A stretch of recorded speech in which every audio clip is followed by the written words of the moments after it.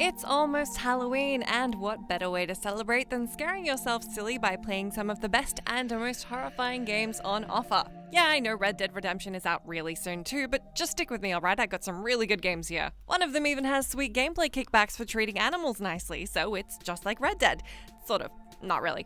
In any case, it's still one of my favorites from the last handful of years, so let's talk Until Dawn. Until Dawn is a fantastic example of classic horror films colliding with games. Featuring some great performances by big-name actors like Rami Malek and Hayden Panettiere, this one turned out to be an absolute gem. It began with a bucket of cabin-in-the-woods cliches and a handful of cheap jump scares that quickly give way to a genuinely fascinating story, with plenty of twists, character development, and that all-important butterfly effect that makes Until Dawn wildly replayable.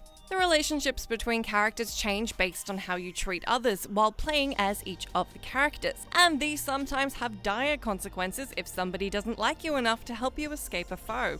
Until Dawn managed to take celebrity performances, quick-time events, and a ball of cliches and make them all work together beautifully. Whether you're playing or laughing along watching somebody who is, don't miss out on this one. The gap in the door. It's a separate reality.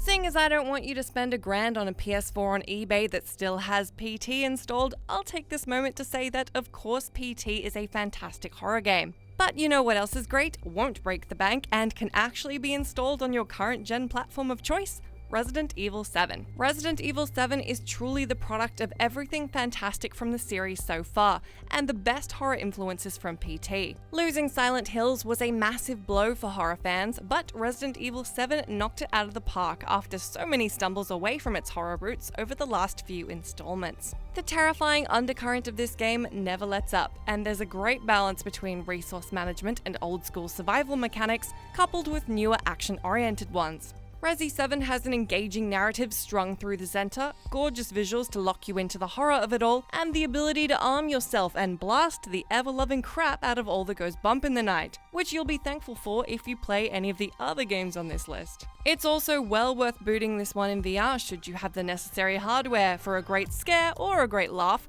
depending on which side of the headset you find yourself.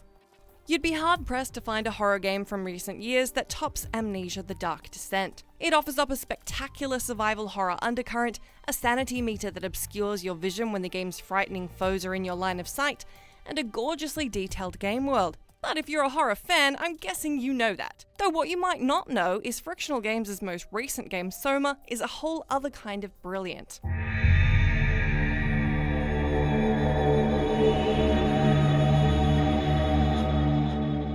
There's still beasties lurking in the dark, and you're as helpless as you were in the Amnesia and Penumbra games, but the story is far stronger. The game takes place on an underwater remote research facility and deals with themes like philosophy, the human condition, and AI. Soma trades in the massive run-and-hide sections from its spiritual predecessor in favor of elevating the thought-provoking, unsettling sci-fi narrative. The story is complex and mysterious enough to contribute to the horror of its own right, but there's still plenty of unearthly creatures happy to rip out your innards if that's what you're after.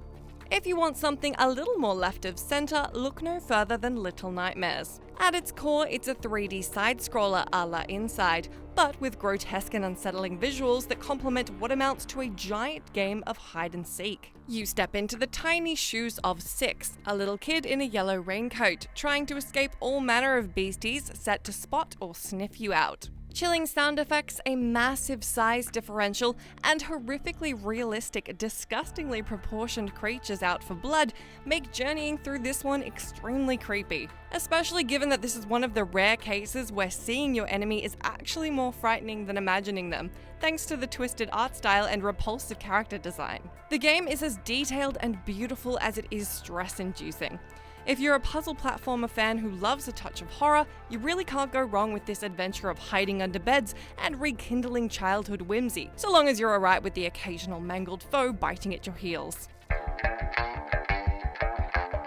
If If you'd rather escape threatening enemies at a full sprint, which to be honest was my favorite way of playing this game, I'd recommend Outlast. You spend a hideous amount of time speeding away from naked insane asylum inmates and murderous surgeons, all of whom you'll have to light up with your night vision camera that gradually runs out of battery. Much like Amnesia, Outlast requires you to solve environmental puzzles and make your way through areas quickly and quietly while ensuring you aren't seen. Right up until you are, and then you run like hell. The enemies are terrifying, the jump scares are rife, and the gore has been turned up to 11. The eternal chase through the dark and threatening Mount Massive Asylum never lets up, making it a great game to drop into for a fright.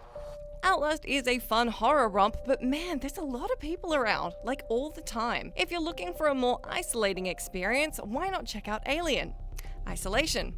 Yep, that's the best segue I could come up with. Doing much of the heavy lifting in reminding you aliens are cool after the significantly less cool Aliens Colonial Marines, Alien Isolation will almost definitely serve up a shriek fest. Never knowing quite how much danger you're in, which is emphasized by the alien's dynamic AI, elevates the tension that underpins the door-opening, terminal accessing, and space station exploring that dominates the rest of the game. Alien Isolation offers a constant feeling of dread as you use your motion tracker to get a general idea of where the alien may be around you. Running is rarely a good option since that makes you noisy, and the critter is much faster than you are, forcing you to slow down, hide, and endure the fear of being hunted while continually moving forward is what makes this one really great.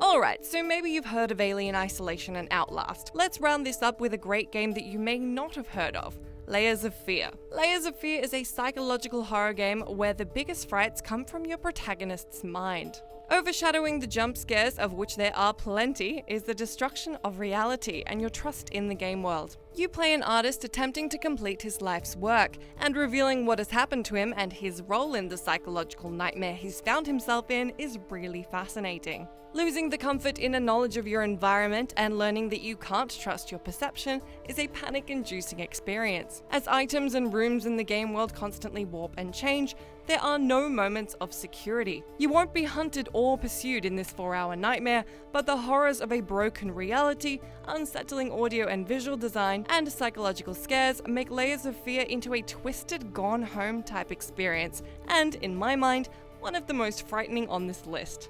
Let me know down in that comment box which horror game you think is the best, what is your scariest moment in gaming, and which of these games you're most keen to try out.